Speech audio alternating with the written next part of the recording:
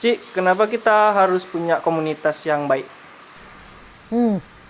Coba-coba ada yang punya korek nggak 2 biji? Ibaratnya ya, hidup kita ini kayak lighter ini.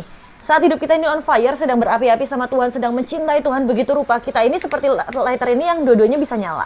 Tapi ada saatnya, di mana saat satu titik hidup kita ini seperti lagi ada banyak masalah mungkin, lagi berantem sama orang tua mungkin, dan kita ini seperti terendam dalam air. Hidup kita ini lagi down, lagi capek, lagi letih, hidup kita ini seperti terendam dalam air.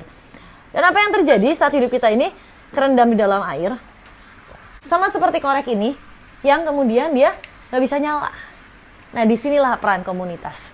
Saat kita ada dalam komunitas yang benar, komunitas yang berapi-api dan mencintai Tuhan, yang begitu on fire sama Tuhan, saat hidup kita ini nggak bisa nyala sendirian, kita butuh komunitas untuk menyalakan kita. Tapi, kalau kitanya diem aja, mau ada komunitas sekitar kita yang menyalakan kita pun juga nggak akan bisa nyala. Harus ada usahanya juga dari kita. Kita berusaha untuk nyalain hidup kita, saat itu nggak bisa.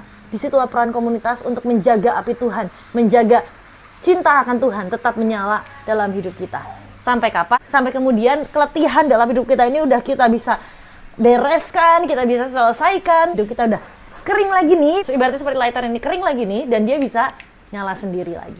So teman-teman, itulah perannya komunitas, itulah pentingnya dan perlunya kita ada di tengah-tengah komunitas yang benar, komunitas yang sama-sama mencintai Tuhan, sama-sama on fire dengan Tuhan.